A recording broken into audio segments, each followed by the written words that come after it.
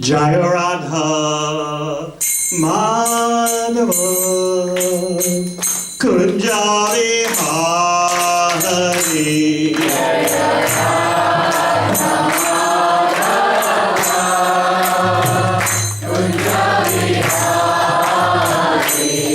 Jaya Radha Madhava Kunja Vihari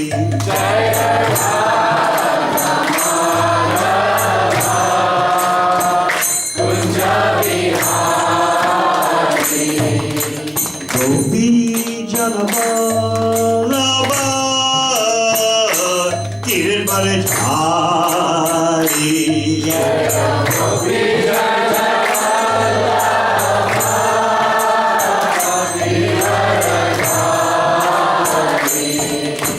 Gopi Janavallabha Giridvaradhari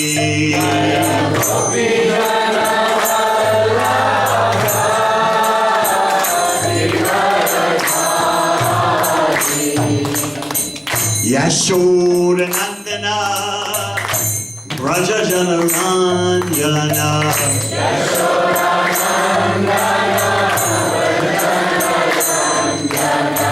Yashoda Nandana Braja Janaranjana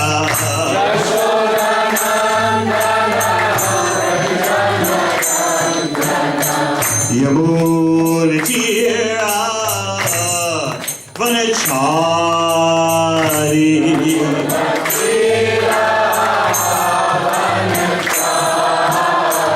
Yamuna Tira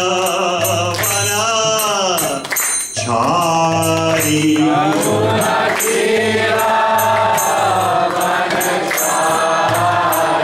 Jai Radha Madhava Kunja Vihari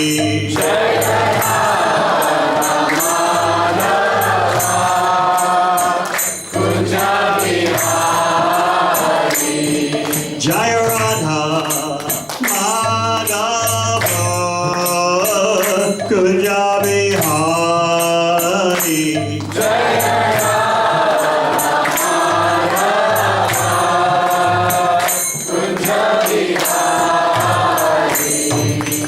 Gopi Janavallabha Giridvaradhari Jaya Gopi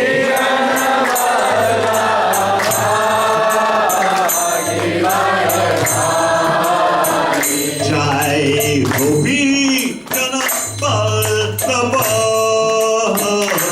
Giridvaradhari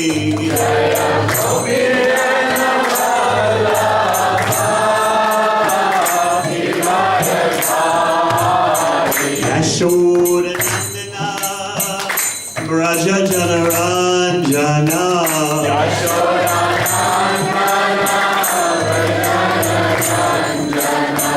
Yashoda Nandana Braja Janaranjana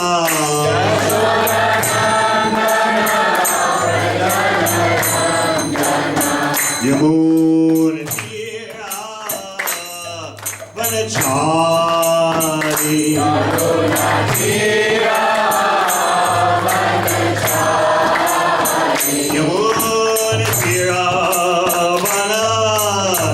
Vanachari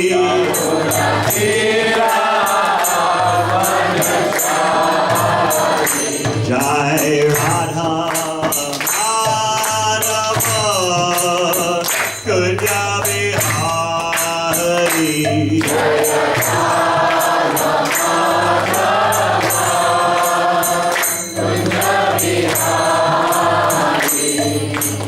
Hare Krishna Hare Krishna Krishna Krishna Hare Hare Hare Rama Hare Rama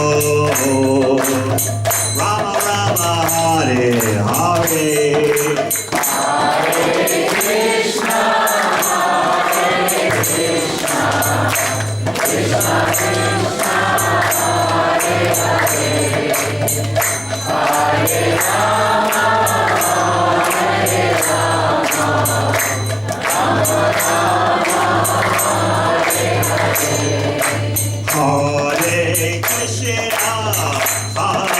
Krishna, Krishna Krishna, Hare Hare, Hare Rama, Hare Rama, Rama Rama, Hare Hare, Hare Krishna, Hare Krishna, Krishna Krishna, Hare Hare, Hare Rama, Hare Rama, Rama Rama, Hare Hare, Hare Krishna, Hare Krishna, Krishna Krishna, Hare Hare,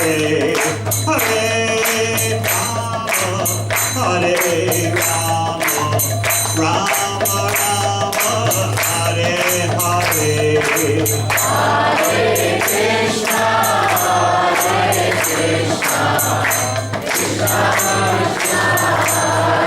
Hare, Hare Rama, Hare Rama, Rama Rama, Hare Hare. Jai Vishwam Subhadra. Sto Jayasri Srimad A.C. Bhakti Vedanta. Swami Maharaj Srila Prabhupada ki Jai Vishnu Bhavam Subhadra Jaya.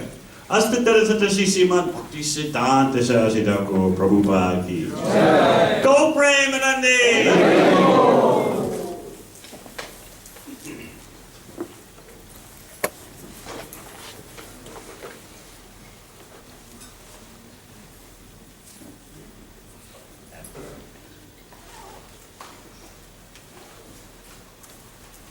Om Agena Chimarandasya Gyananjana Shalakaya Chakshu Militan Yena Tasmai Sri Gurave Namaha. Jai Sri Krishna Chaitanya Prabhu Nityananda Shri Advaita Kaladhara Shivasati Gaur Bhakta Vrinda.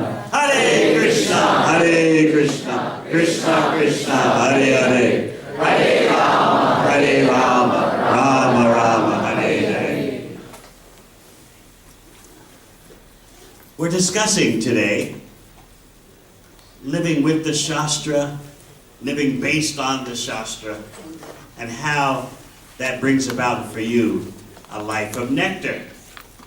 So often we think that we have these texts, these books, and you're supposed to read them, but meanwhile you have this huge amusement park going on known as your life. And that amusement park involves work, family, school, and so compared to that huge entertainment park or workplace, you have could seem in comparison, you have these tiny little shastras. So here you all are, 24/7, trying to cope with the so-called real world. But at the same time, because you're pious, you're devotional, or you're just plain very fortunate, you want to somehow or other defer to the bhakti texts. You want to appreciate them and hope that one day we can live our life according to them. Reminds me, once I was based in Copenhagen, Denmark. I've been on every continent in the world. And one nice gentleman from Gujarat was a supporter of our center in Copenhagen. And so he invited me over to his house, and he very proudly told me, on this shelf you see is Bhagavad Gita, and here is an Akshman cup. Once a week before touching the Gita, I do the Akshman, and then I touch it. This is bhakti. So I appreciated the sentiment, of course, but there's much more to Bhagavad Gita and Srimad Bhagavatam than that. So I was thinking, in addressing this audience here, how we can go deeper in terms of seeing the relationship between Bhagavad Gita, Srimad Bhagavatam, Sri Chaitanya Charitamrita, and our life. Is the Shastra just some kind of decoration, like on a Christmas tree or something? Or is it the core of our existence? So, dealing with this point is what separates the neophyte devotees from those who are moving upward to Krishna. So today, before we discuss our keynote verse, which is all about desire, I'd like to read you some verses by Rupa Goswami in his text, Lagu Bhagavatamrita. Some of you have read Brihad Bhagavatamrita.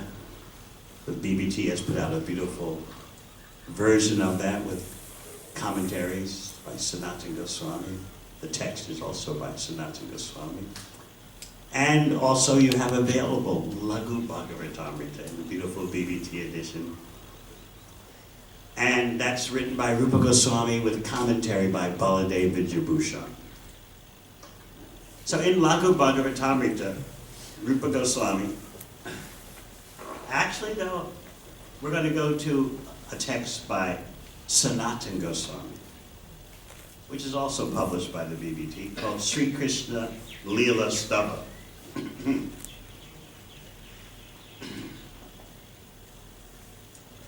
And there you'll hear his glorification of Srimad Bhagavatam. And it's going to sound so personal to you. And I hope you'll, upon hearing it, wonder, how can my relationship with Srimad Bhagavatam, Bhagavad Gita, Chaitanya Charitamrita approach such intimacy? Just like your dearest family member. So once we establish this, then we can deal with the controversial topic of desire. What to do about our desires? Is Krishna only for the pure bhaktas? And everyone else should be afraid of Krishna? How can we handle our desires in such a way that we don't feel we're jumping off a bridge into the unknown of pure bhakti? Shouldn't we have some desires for the present existence, and shouldn't we go through those desires and then we can approach Krishna? So all these questions always come to our mind. But as I said, first, let's hear from Sanatana Goswami from Sri Krishna Leela Stava. And this is a section of that text called Srimad Bhagavata Mahima Stotram, praise of the glories of Srimad Bhagavatam. Just 4 or 5 verses. Sarva Shastrabdi Piyusha Sarva Vedaika Satpala Sarva Siddhanta Ratnadya Sarva Lokaika Drikprada. O nectar from the ocean of all scriptures, singular fruit of all the Vedas, rich mine of the precious gems of all conclusive truths, you are the only giver of sight to all the worlds. Let's focus briefly on that last point. You are the only giver of sight to all the worlds.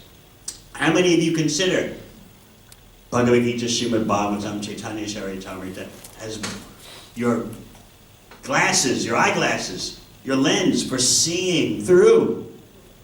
Or is our ordinary sense perception the main thing in life, and the Shastra is kind of supplementary? A bhakta is always wondering about this. What role does Krishna's words and the words of the acharyas play in my life? Are they just decorations on the side, or are they crucial and essential? And so our advancement in this lifetime will so much be bound up with dealing with this point. How central a role does Bhagavad Gita and Srimad Bhagavatam, Chaitanya Charitamrita, play in my daily existence? Because we have the tendency to consider the main stage of our life to be our material affairs. And often we're told that it's nice that you have spiritual desires, but those desires are they're for when you're 70 years old. Now is the time when you're in your 20s, 30s, 40s, 50s, even 60s. That's the time for economic expansion and building your dynasty. And then when your body is broken down and you're exhausted and dizzy and can't keep your balance and coughing up all the time, and that's the time for spiritual life. So we have those kind of conceptions, when actually, you may recall, Prahlad Maharaj in the 7th canto of Bhagavatam, speaking at 5 years old, saying, Komara acharit prabhyo dharma bhagavataneha. The best time to begin your bhakti is when you're the youngest, when you're little. Of course, you should start from whatever point you understand the need, but it's best to start when you're younger. Whether you're 5 years old, 15 years old, 25 years old, don't put it off. But in order not to put off your bhakti, you have to realize its importance. And one of the main interferences with our bhakti development is our trying to grapple with desires. We're a little insecure. Can Krishna handle my desires? Or is the world of desire separate from the Shastra? So I offer all obeisances to the Shastra. I do the Ashram once a week on my hand. I touch the Gita. I even, when I go to the mandir, I put something in the hundi. But as far as the central dynamic of my life, it's all about desires. And then we consider ourselves very charitable. It's not just my desires. It's not just desires for me. My spouse, my children, my mother, my father. I'm not selfish. And then you start thinking, I've got so many persons that are dependent on me. And so I have to deal with that. As far as the Shastra,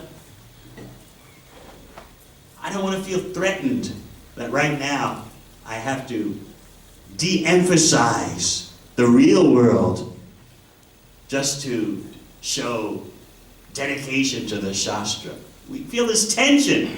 I hope you understand what I'm saying. We feel this conflict even, but we don't want to say it out loud, because then our devotee friends will think that we're in Maya. So generally our public profile is, Bhagavad Gita ki jai. Right? All glory to Srimad Bhagavatam. But when it comes to the central dynamic of our life, we see something else occupying center stage. So, Sanatana Goswami says about Bhagavatam, you're the only giver of sight to all the worlds. If I'm going to see straight and clearly, I have to see through Srimad Bhagavatam. It's not just a religious book of veneration. It is a method for viewing reality. And in fact, it is the best method. Therefore, another name for Srimad Bhagavatam is Paramahansa Samhita. It is the song for the Paramahansas, those who know how to extract milk from a mixture of milk and water. Now, having said that, I can just hear some minds in the audience saying, Paramahansa Samhita, okay, that lets us out. We get a break, we're not Paramahansas. Come on, Swami, speak from Mahabharata. It's not so in your face. But yes, Srimad Bhagavatam is the authorized way for seeing. And if you read in that way, your life will benefit so much. So let's continue with Sanatana Goswami's glorification of Srimad Bhagavatam.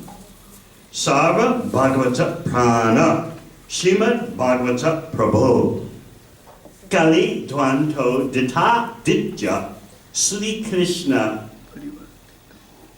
Parivartita. O life heir of all the Supreme Lord's devotees. O Master, Srimad Bhagavatam. You are the sun risen in the darkness of Kali. You are the exact image of Sri Krishna. Can you see yourself calling Srimad Bhagavatam, O Master? Can you feel Srimad Bhagavatam to be your life heir? Can you see Srimad Bhagavatam as the sun rising in the darkness of Kali? And can you appreciate Srimad Bhagavatam as the exact image of Sri Krishna? So we'll go on. Paramananda Pataya Prema Varshya Sharayate Sarvada Sarva Sevyaya Sri Krishnaya Namostu Me. I bow down to you, who are supremely blissful to read. Your every syllable pours down a flood of prema. You can always be served by everyone. You are Sri Krishna himself. I like to dwell on this point that your every syllable pours down a flood of prema. Think about that. Every syllable of Srimad Bhagavatam is saturated with Krishna prema, love of Krishna. But you might say, well, there are many chapters which are not direct Krishna Leela. Descriptions of kings and yogis and sages and various incidents that happened throughout the cosmos. So how is it that every syllable is saturated with Krishna prema? But you see, Bhagavatam requires a vision change, and the more you serve it, and part of serving Bhagavatam is reading it, what to speak of distributing it. By doing that seva, your vision changes and you're able to see Krishna in every syllable of Srimad Bhagavatam.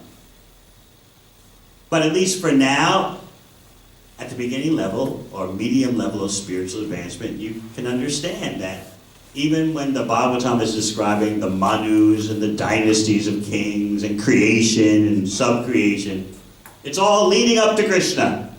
That much you can appreciate for now. And that'll get your foot in the door. That's the entry price. And then, as you make spiritual advancement, you'll start to detect how every syllable of Bhagavatam provokes your bhakti. Because after all, it is the literary incarnation of the Supreme Personality of Godhead.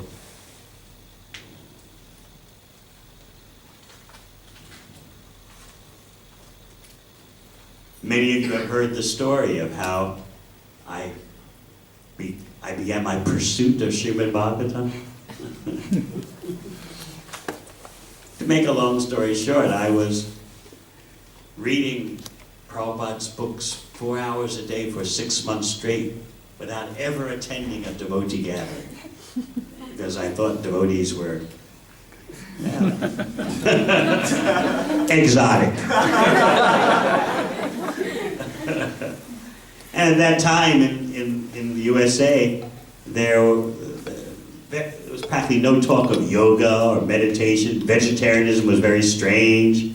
And so the whole world of the Hare Krishna seemed very alien. But I loved the books. So I would read them 4 hours a day for 6 months straight. Never having gone to a temple, gathering, festival inspiration. We had a wonderful festival last night. Thank you for the organizers. But to avoid association with devotees, I would order my books, Nectar Devotion, Krishna book, Teachings of Lord Chaitanya, Sri Isha Upanishad, Bhagavad Gita as it is. I'd order them through the post from the BBT. But then one day, I got a letter from the BBT mail order department saying that the first version of Srimad Bhagavatam, first canto, printed in the West, had now appeared. Because up to that point, late 1972, the only Bhagavatam available that was printed was Prabhupada's original rough version brought over from Delhi. So I got this brochure in the post describing how the Encyclopedia of the spiritual world had appeared. And I just was stunned. The brochure described how Srimad Bhagavatam takes all the themes of Bhagavad Gita and expands upon them. So I had read Bhagavad Gita as it is several times already. And so I couldn't believe it. You mean, that's just the beginning. There's an encyclopedic work that takes all the themes of the Gita and expands upon them. I decided, I just can't wait a couple of weeks for this to come in the post. I've got to take a risk. I'm going to risk my life by going to find a devotee. I must have this Srimad Bhagavatam straight away. So I knew that the devotees would distribute books at a huge bus terminal in New York City in Manhattan. And this bus terminal at any moment always had a minimum of 5,000 people walking through. It was huge. Several levels and with the subway underneath. And so I knew they were there. I would always look at them from afar. Make sure I didn't get too close, and I would just watch them. Are they really blissful?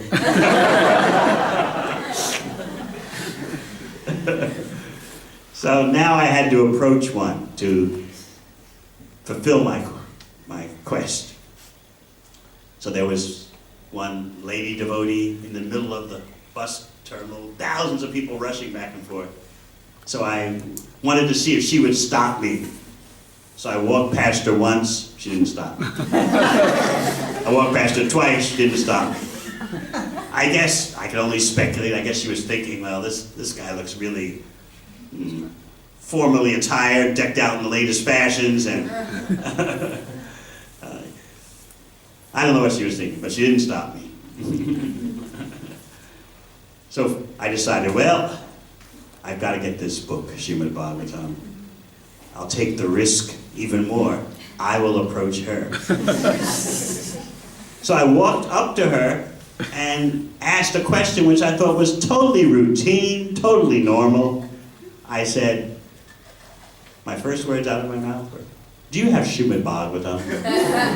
She kind of looked at me like, how many times does that happen? It may happen rarely these days, but back in 1972, it was like, it's like I was coming from another planet asking the question. So she was visibly shocked. Because I wasn't dressed as a devotee, and this is Manhattan in New York City, you know, I was obviously looked like a person of style. So then she caught herself, and she said, well, how do you know about that? I said, I'm not here to answer questions. I just want to know, do you have Srimad Bhagavatam? But then I was caught. She wouldn't let me go. I kept trying to get away, and she would go on and on. Oh, you know something about these books? Well, don't you know we have a center in New York City, and we're trying to get a new place, and you look like you're kind of well off. No, sorry, I'm not. I just graduated from university. Don't have any money, which is a lie. But she just went on and on. We're trying to get a new building. Just like here in North Sydney, you have big plans for renovating that building, finally. And you have plans for building floors on top. And so she was telling me, we want a new building. And it's going to have a restaurant on the ground floor. And it's going to have a theater. And it's going to have reading rooms. And it'll be a place that someone like you will love. You could just drop by at your convenience and just experience all these events, entertainment, good food, lectures, and you'll love it. So I said, okay, great, go do it. I appreciate. She said, well, she said, we need a bit more than appreciation. I saw where this was leading. So I said, look, let me tell you the truth. In my whole life, my long life of, at that time, of 22 years, I have never given a penny in charity, and I'm not about to start. But she went on and on. You've been reading the books, you know about Srimad Bhagavatam, you should help. And I came up with another brilliant way to get away from her. I said, look, I tell you what, I'll leave you money in my will.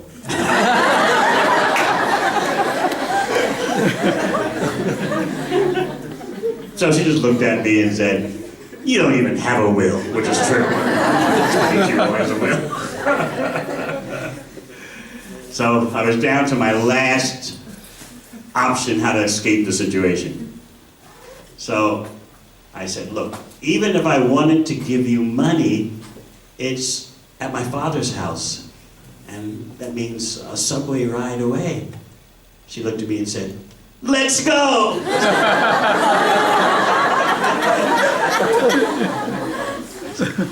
What have I gotten myself into? I just want Srimad Bhagavatam. So she took me on the train to my father's house where I lived, and I was very concerned. What if people in the neighborhood, people in my swank neighborhood see me associating with this girl dressed so funny with a mark on her forehead, you know? And back then, the ladies had no saris from India because no one was going to India. And so ISKCON had just started in the West, so no one was dressed like the ladies are now, very nicely. Silk saris, gold embroideries. Wasn't happening. What were the girls wearing? Pink bed sheets if they were single, and yellow bed sheets if they were married. And then if it was a little chilly, they had a gray hoodie, like, you know. Like someone wears for jogging. Everyone, male, female, married or not, wore these gray jogging hoodies.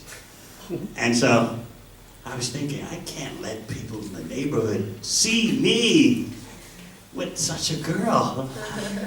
Now the truth is, in New York City, you don't know your neighbors. In the metropolitan area, there's 20 million people, you know. But still, I was thinking that way.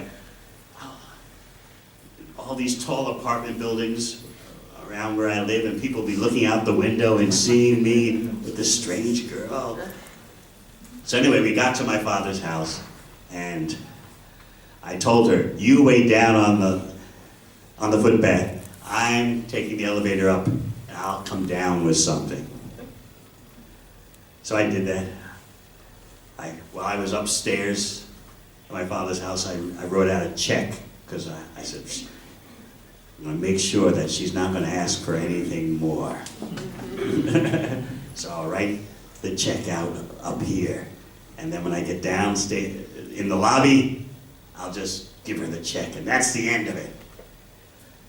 So I brought the check down, and in today's financial equivalent, I gave her a check for $5,000 US. She looked at me and said, "Thank you so much. I want 10,000." No! What is this? What is going on here? I couldn't convince her otherwise. She was so determined.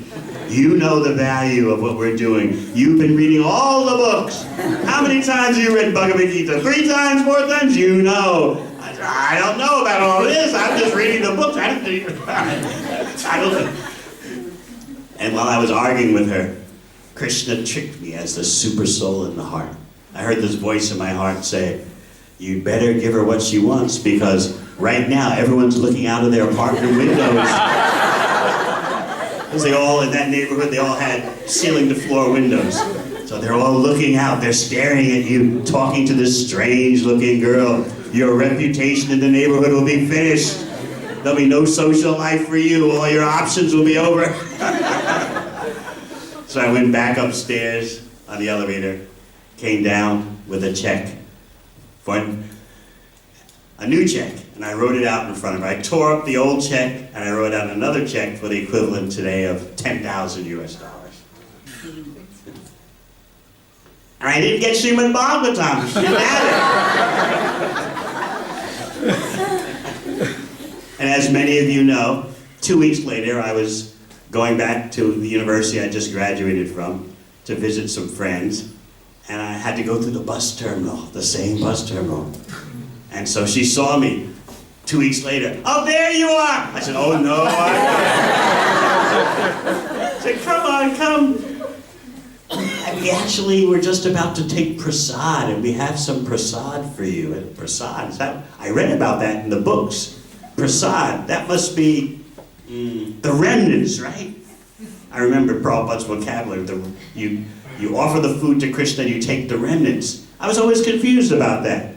I thought it meant, I took the meaning of the word remnants literally. I thought it means you cook up a pot of food, you offer it to Krishna, and then you throw the food out, and what clings to the bottom of the pot, the remnants, that's what you take. So I'm not doing that, that's crazy. Cook something, offer it, throw it all out, whatever clings to the bottom of the pot, the remnants, that's what you eat? No way.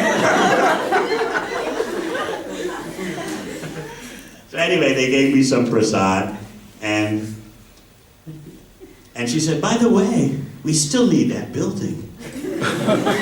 And the whole process started again. "You could probably give more money. And you've been reading the books, you actually know everything belongs to Krishna." So this argument went on for another half hour. And in the end, the same process, she escorted me on the subway up to my father's place. I went upstairs on the elevator, came down with a check, gave it to her, a check for another $10,000. So that means in 2 weeks I had given $20,000 US. So then she looked at the check and looked at me and said, "Guess what?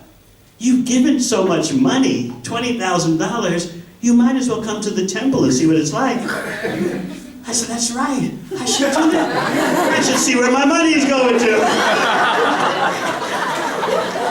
That's how I first went to the temple.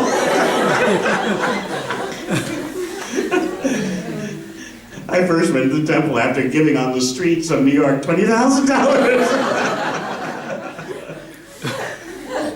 I was so desperate for Srimad Bhagavatam. But they didn't have it yet. I went to the temple and said, "Okay, where are the books?" But they hadn't arrived yet. But what they did tell me was, "You are now a life member." It's a life member, what's that? You can go to any of our centers in the world and stay there for free.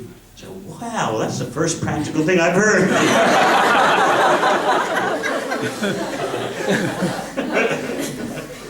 Not only that, but whenever you come to the temple, you can get Mahaprasad. Oh, I read about that. That's like super prasad. So when I would start visiting the temple once a week, and they would give me all the Mahaprasad, big plate, and of course I became addicted to it. And then finally Srimad Bhagavatam came, and after a while they stopped giving me Mahaprasad. They said, you know, we think that you should be living here. You don't need to get Mahaprasad every time you come. You're actually more than a guest. You've been reading the books, and now you've got Srimad Bhagavatam. We think that you actually should be staying here. So I began to think, yeah, that's probably true. The books are the greatest, the food's great, the music is great. And so, after a couple of months, I moved into the temple. All because of Srimad Bhagavatam. So therefore, every syllable pours down a flood of prema. We want to see that.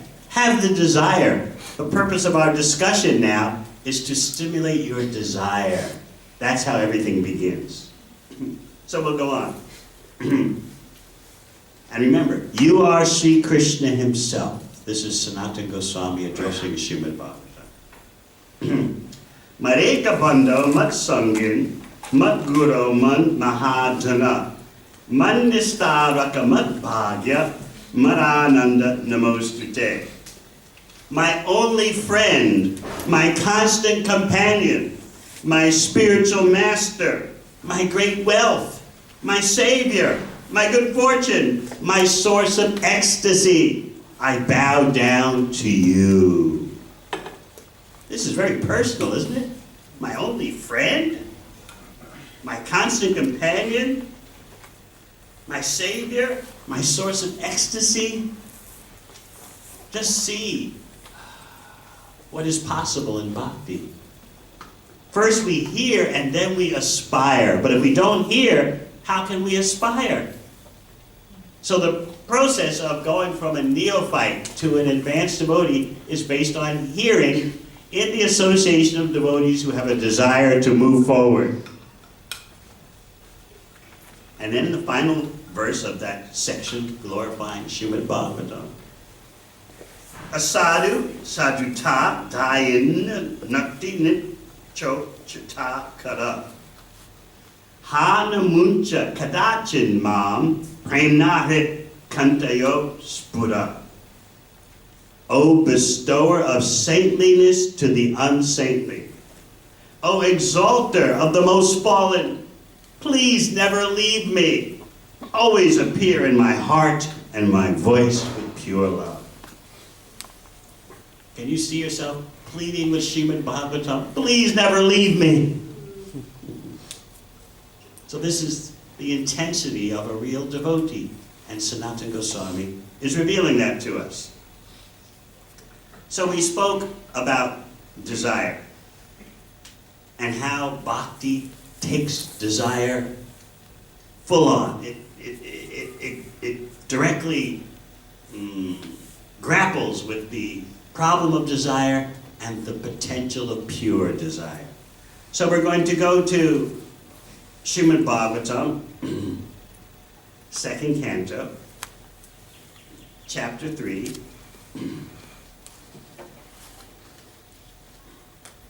Verse 10. We have that on the screen?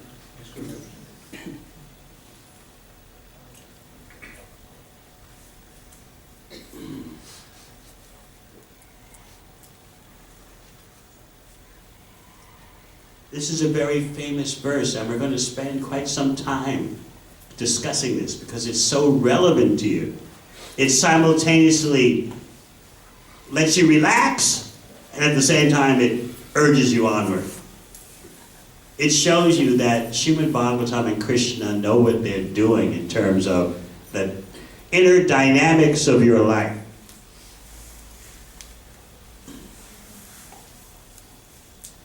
Akama sarva kamova. Moksha kama uttarati. Tivrena bhakti yogena. Yajeta purusham param. Akama sarva kamova.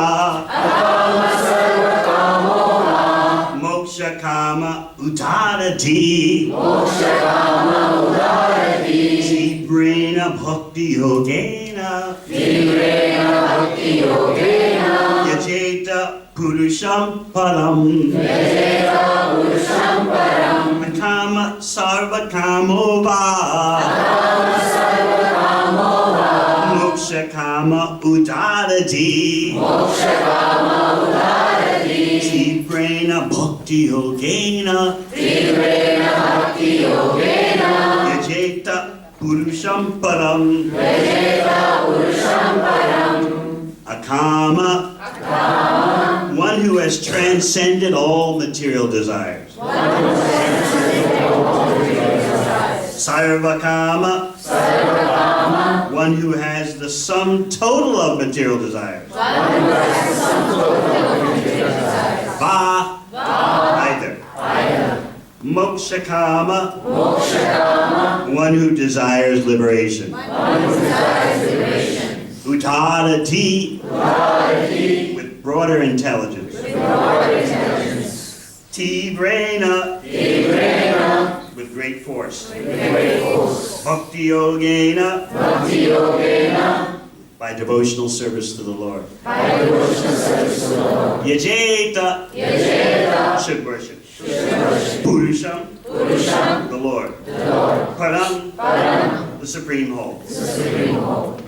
Translation: a person who has broader intelligence, whether he be full of all material desire, without any material desire, or desiring liberation, must by all means worship the supreme whole, the personality of Godhead.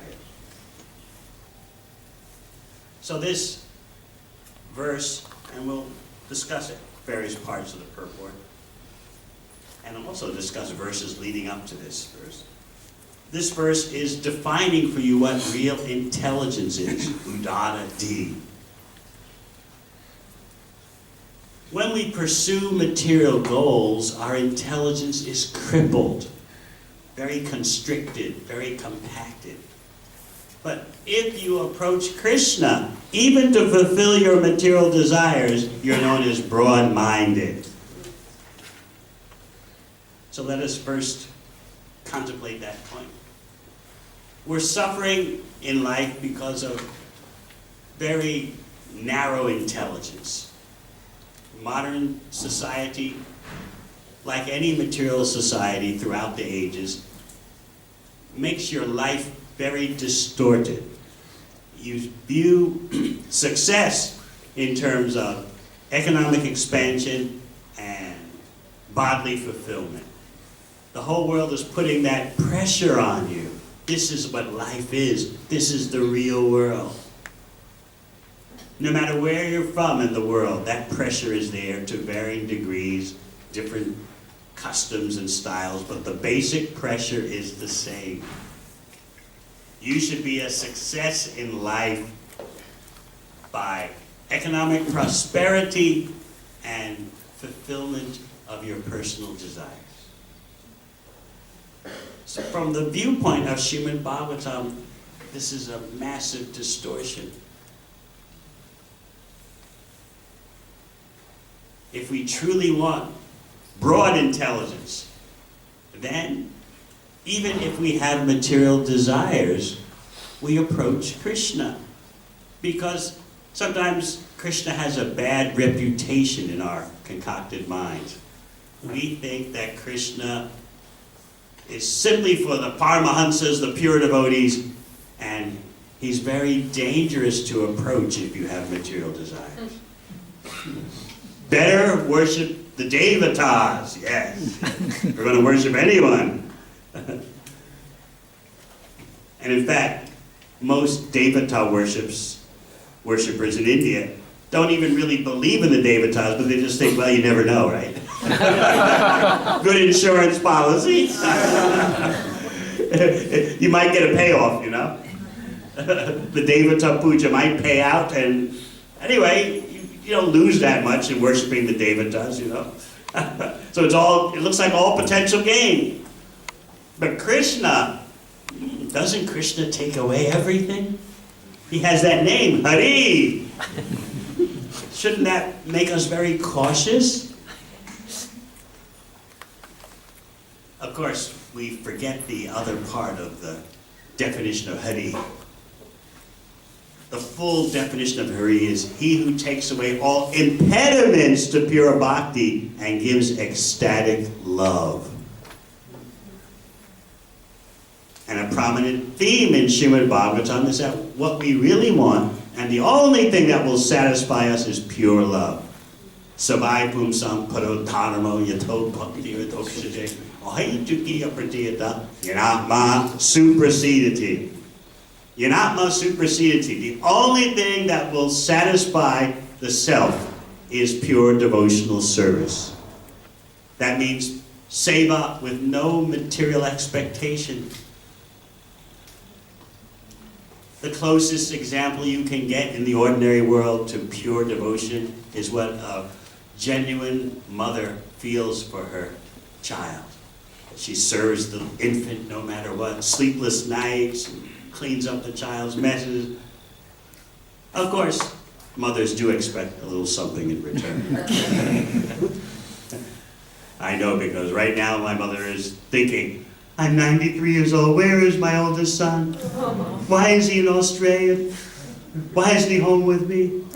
She has other sons and daughters, don't worry. But as she always explains, you're the firstborn. That's so special.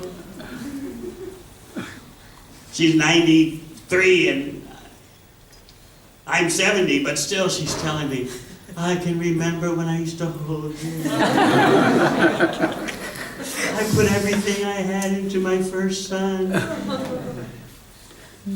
So mothers do expect something back for all their austerities, sleepless nights, and being thrown up on, and changing nappies. And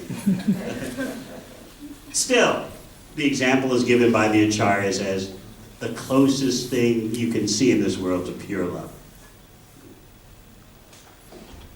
But in bhakti, the pure love means no desire for any material benefit, just the desire to please Krishna. That is the only way we will be satisfied, because that is our constitutional nature. And material existence means inventing, creating all kinds of hallucinogenic methods for pleasing ourselves, and none of them work. And when will we figure that out?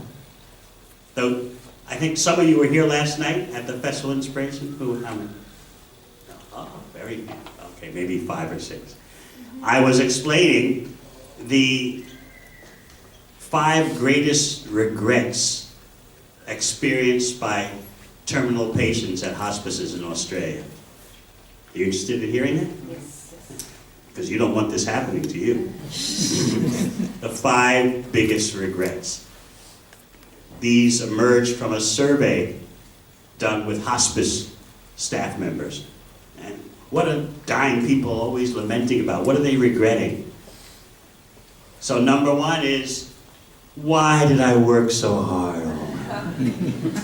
Why did I do that? Why didn't I allow myself more free time to do what I wanted to do? I just work. Why did I do that?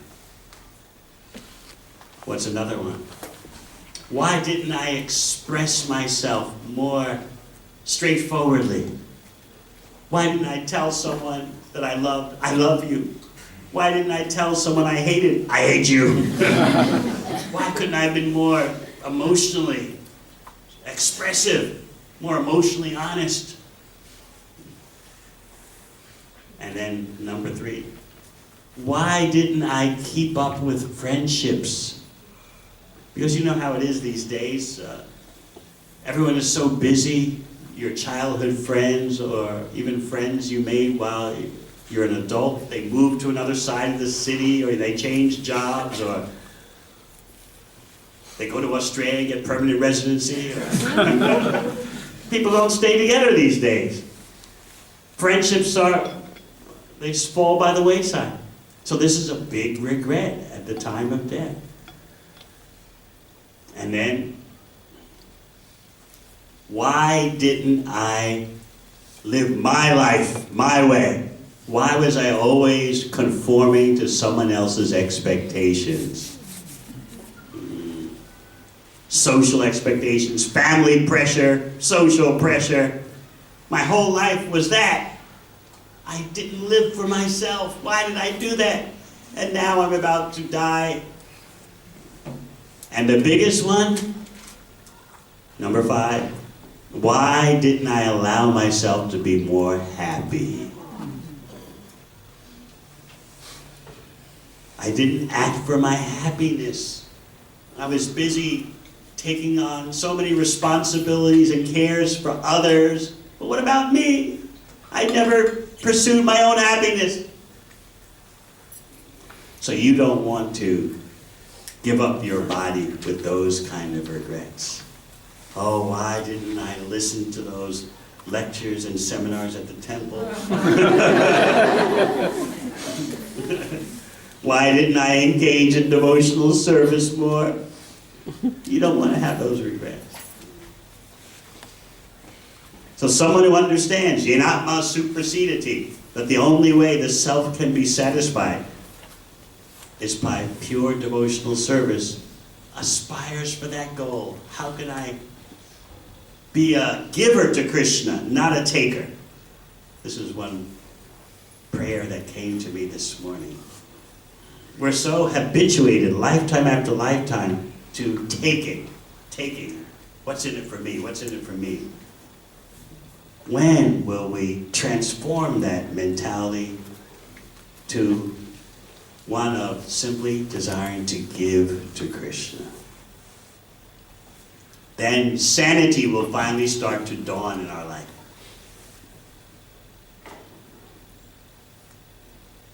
So these words of Srimad Bhagavatam about what will actually satisfy the self are very, very important. And pure devotional service means no material motivation, and therefore there'll be no interruption to the service. It is material motivation, material desire that interrupts our service to Krishna.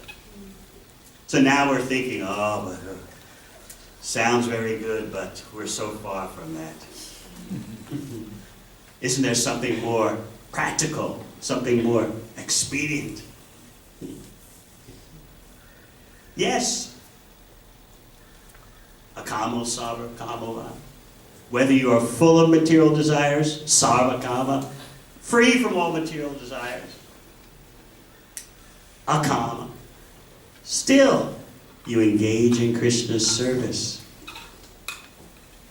Because even if you have desires, material desires, you're still considered broad-minded and fortunate because you're approaching Krishna. So this chapter begins with other possibilities.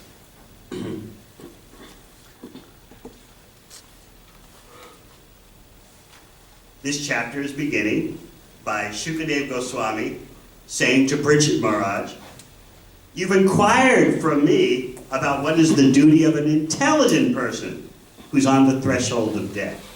So I've answered you. And Bhagavatam is for those who are actually intelligent. They want to know these things. How to revive our lost relationship with Krishna, which is possible only in the human form of life. Knowing that is the symptom of real intelligence." This chapter is pointing you in the direction of understanding the limited scope of devata worship. explaining that to be insignificant, and demonstrating to you that your senses are useless without being employed in bhakti to Krishna. So there are two ways you can be a materialist. Would you like to know?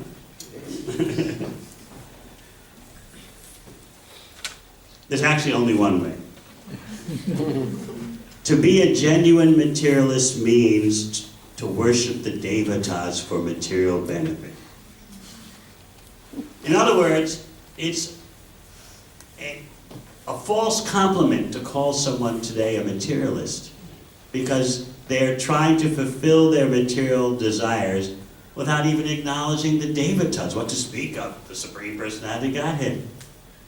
And you can see, in the course of their trying to fulfill their desires, separate from the Vedic system of worshiping the devotees, worshiping Krishna, in the course of doing that, they're destroying themselves and destroying the world, destroying their own environment, building weapons that will destroy the whole planet. Just last week, the Australian government announced they're going to spend $1 billion building a guided missile system because they have to line up with the US, who's spending $1 trillion to upgrade its nuclear arsenal. And then simultaneously last week, the UK says, we're not reducing our nuclear arsenal, we're going to increase it. Everyone is spending money on things that can destroy the whole world. So if we call them materialists, this is a great honor. Devata worshippers know how to properly get temporary enjoyment without destroying the whole planet. We call them less intelligent because they're simply caught up with temporary enjoyment. But at least they know the authorized way to get temporary enjoyment. Still, Krishna calls them fools. Their intelligence is distorted by lust. They can't perceive that they're going through all this worship for such temporary achievements. And actually, all those achievements come from Krishna. He's the one who's actually bestowing all this. But the Devata worshippers are going to minor persons in the council, in the city, North Sydney Council. You go to some minor person who's got a little desk near the front door and try to bribe that person. And you're ignoring the mayor, for example. You're ignoring the premier. You're ignoring the prime minister. So this is why in Bhagavad Gita, Krishna says Devata worship is unauthorized in terms of being irregular. The authorized way of worshiping the Devatas is to see them as parts of Krishna. Then such persons can make some spiritual advancement. But if you just ignore the root, you just ignore Krishna and try to bribe the Devatas, this is not very good. But at least you accept the Vedas in some way, that there are higher personalities in charge of various aspects of existence. At least you accept that.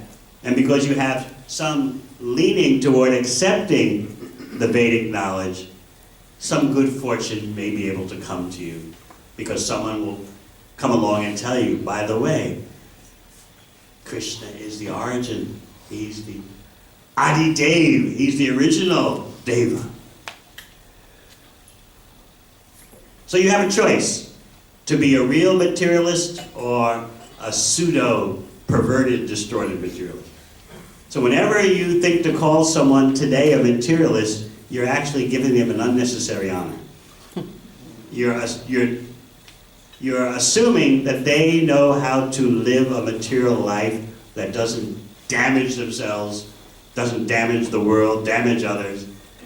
Even though they're pursuing temporary enjoyment, they know how to do it in such a way that doesn't rip everything up. And that is not the case.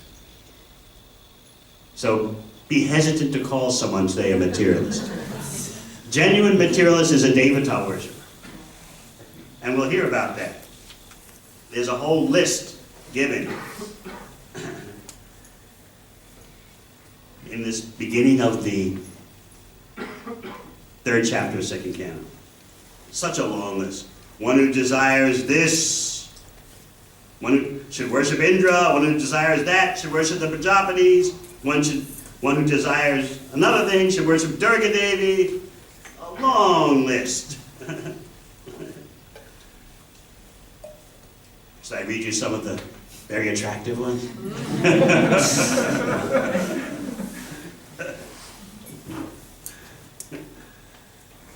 One who desires to attain the heavenly planets should worship the sons of Aditi. One who desires good fortune should worship Durga Devi. One who desires good progeny should worship the Prajapatis. Okay, you ready? You want obedient sons and nice daughters, then you have to worship the Prajapati. One who wants to be absorbed in the impersonal Brahmajyoti effulgence should worship Lord Brahma or Brihaspati.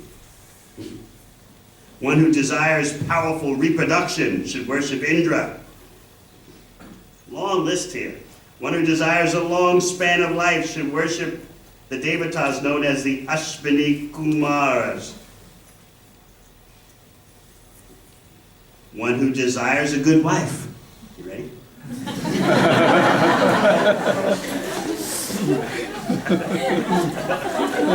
Arranging for your quota already. Maybe Tara, this is what he did. He worshipped the Apsaras and the Urvashi society girls of the heavenly kingdom. Is that what you did?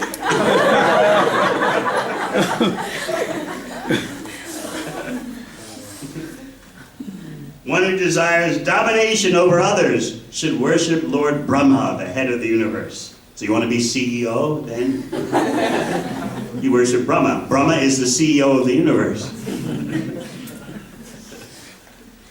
One who desires a good bank balance should worship the demigod Varuna. Everyone's getting interested now. If one desires a good marital relationship. Ready for this, Tara? One who desires a good marital relation should worship Uma, the wife of Lord Shiva. You're going to start, Tara?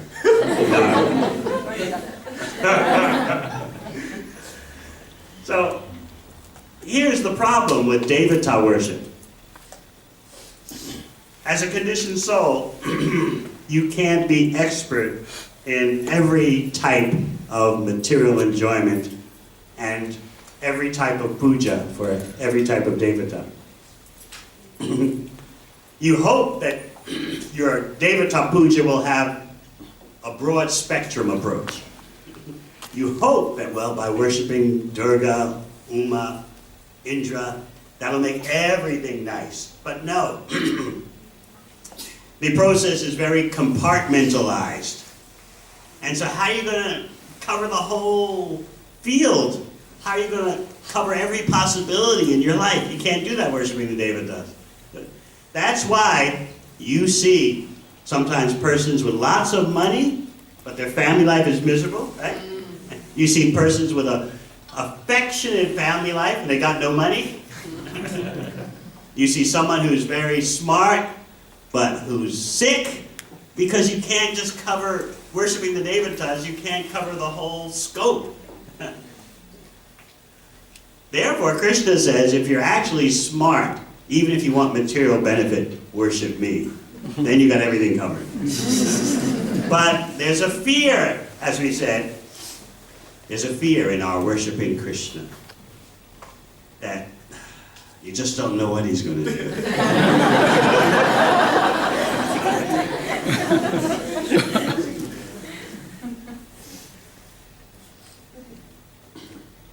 So please remember this inbuilt problem in dealing with the devatas. You can't approach a devata and have all aspects of your desires covered, because they're not the root of existence. But Krishna is the root.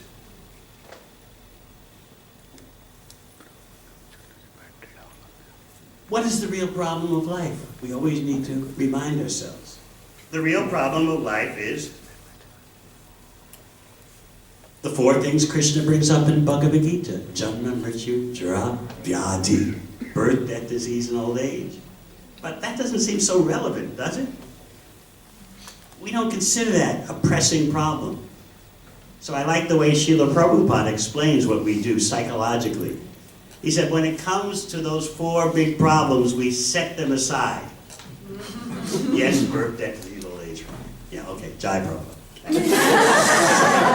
Put that over to the side, and now I need more money, I need promotion, I need an obedient spouse, I need nice children, I need a bigger house, I need more properties.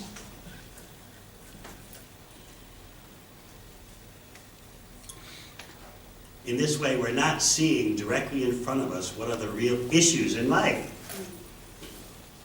And Srimad Bhagavatam doesn't consider that to be a very tiny mistake. And those problems cannot be solved either by the demigods or by scientists. So you have to do puja to someone. If you don't do puja for your material life, to the devatas, you're actually worshiping the materialistic scientists. You're worshiping the technologists. With all your technological items, they're showing you've done puja. You've handed over your hard-earned money, whether it's Apple or Android, iOS or Android, you've done your puja. And you're getting convenience benefits.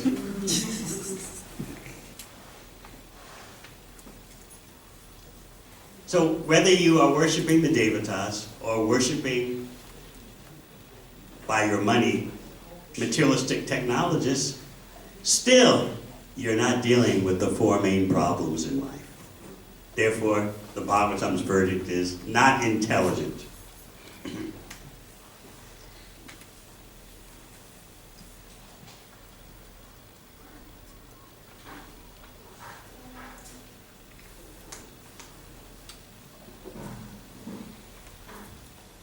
We're going to deal in our next session especially with this fear. And once you understand this, you'll be peaceful in your devotional service. And you'll start to understand how Srimad Bhagavatam is so central, how Bhagavad Gita, Chaitanya Charitamrita are so central to your life, not just things on the side. So we want to discuss that more in our second session, but right now we'll take a few questions before we end. If anyone has some questions about what we've spoken thus far.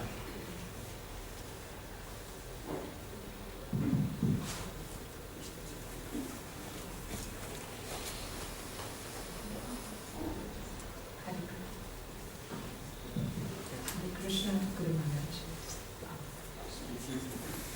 Hare Krishna, Guru Maharaj. I have one question regarding our desires. I don't know what to be. Speak louder, please. Yeah. You have one question about desires. Yes, Guru Maharaj. I have a question about desires, and this could be a question for probably everybody, or I don't know if I'm probably going a little beyond what I should be asking or should wait for the session, I don't know, but when we talk about, when we start working through the life of bhakti, we're always torn apart between two things. Whether we should follow bhakti and not be materialistic, I don't know that any other word that would suit materialistic, but with the definition that you've given us now. But we're always torn apart between our day-to-day lives and our spiritual life, where we want to progress spiritually. For instance, we're in a devotee association, we know what we want from the devotee association in terms of our desire to grow in bhakti. But as soon as we go back into our day-to-day lives, we're again surrounded by the other form of society which is completely away from Krishna and trying to tear apart between what's right and what's wrong. So this is a constant struggle, at least a person like me would probably go through every day, Guru Maharaj. So how do we actually look into it? How do we actually, I'm not asking resolution is probably a very big word, but at least how do we deal with it? There is resolution. There is an easy way to deal with this. Make your home Krishna-centered. Make it your bhakti fortress. Home is not just a place where you eat, sleep, produce children. And home is a place of being your sacred space. So the more you Krishna-ize your home, the more you won't feel this dichotomy, this split between your devotional life and your material life. So that's number one. Make your home a sacred place, a sacred space. Have a nice morning program every morning. That means you can't stay up all night doing social media or watching television or whatever. People still watch television anymore? No. Netflix! Free Netflix.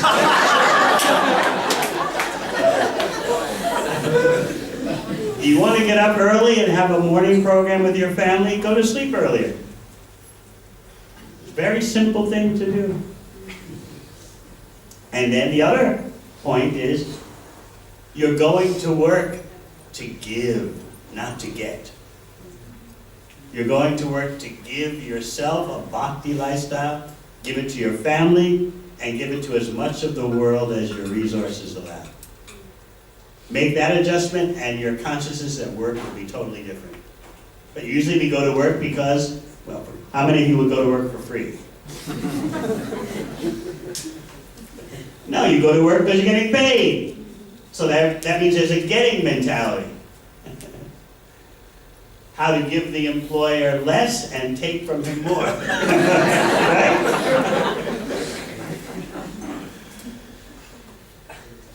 But if you're going to work as yajna, as sacrifice, yajna by Vishnu, sacrifice for Vishnu, that means you're thinking, what I'm paid is Krishna's resources, and those resources are meant for giving me a bhakti lifestyle. You have to live somewhere, you have a roof over your head, prasad on the table, how to give it to my family, and then what about the rest of the world?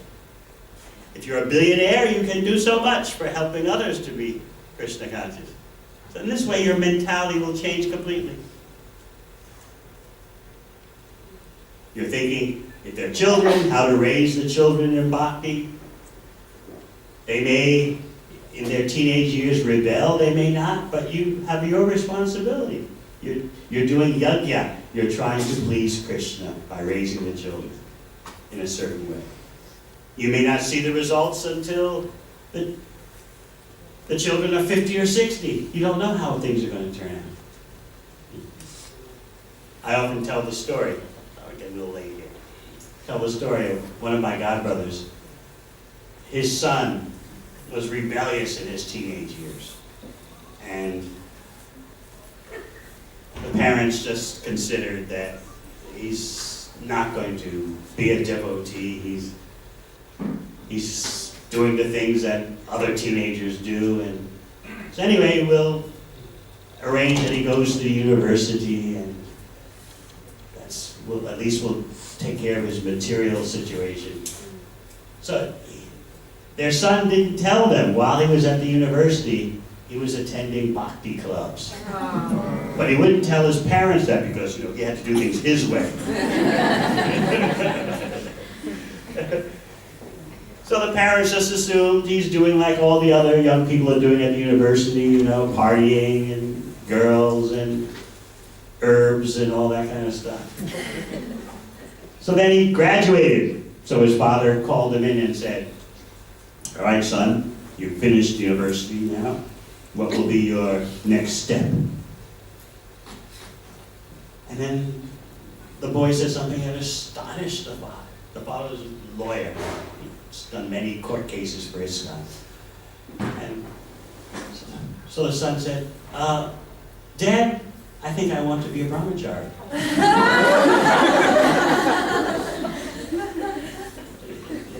The father was totally shocked, but he caught himself because he's a lawyer. Son, if that's your decision. Now, your mother and I don't want to force anything on you. We want you to live according to your decision. Yes, Dad, I want to be a brahmachari. Okay, son, you've thought about this. I mean, your mother and I will support whatever you choose. The father went on and on like that. And the son convinced him, yes, this is what I want to do. Then as soon as the son left the room, the father gets on the phone to his godbrother, it's Honey Great, family life is successful. And his son's an initiated devotee. So sometimes you don't know how it's going to turn out, you know.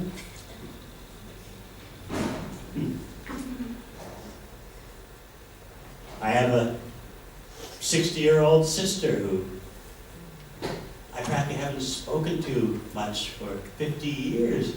But she remembers, she was 14 when I joined the ashram, the Radha Govinda Mandir in New York.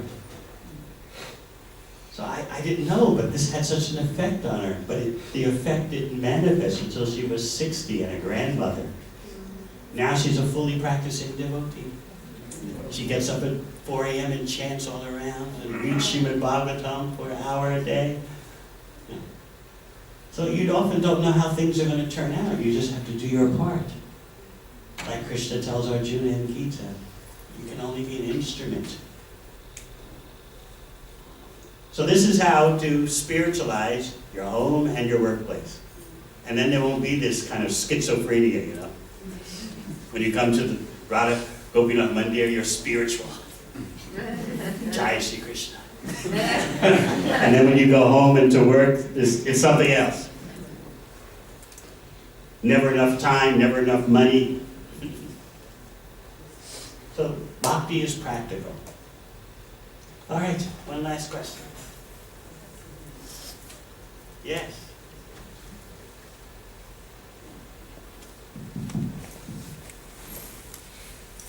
Hare Krishna Maharaj.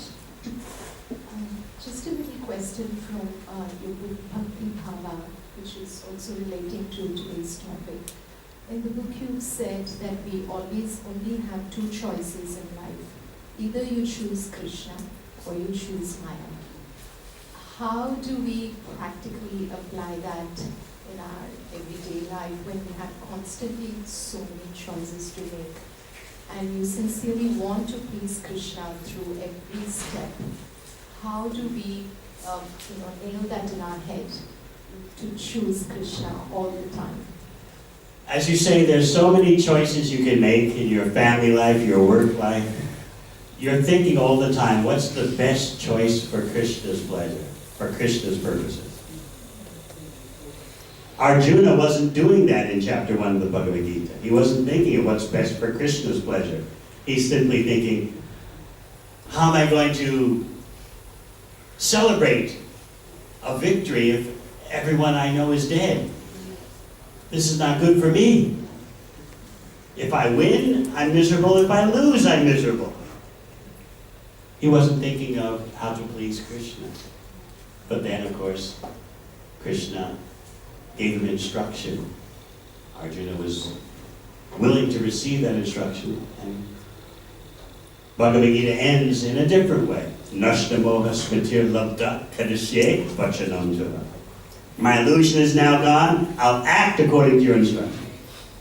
So all you have to do is constantly think.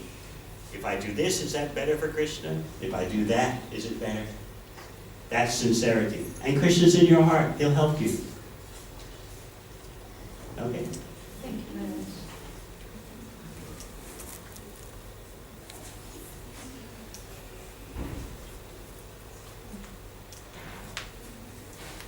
So when we come back for the second session,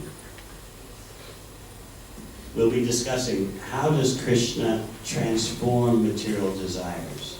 Does he just reject them? Does he take everything away from you and leave you with nothing? What's his program? We're going to be discussing that, and I hope you'll feel reassurance. Thank you very much. Hare Krishna.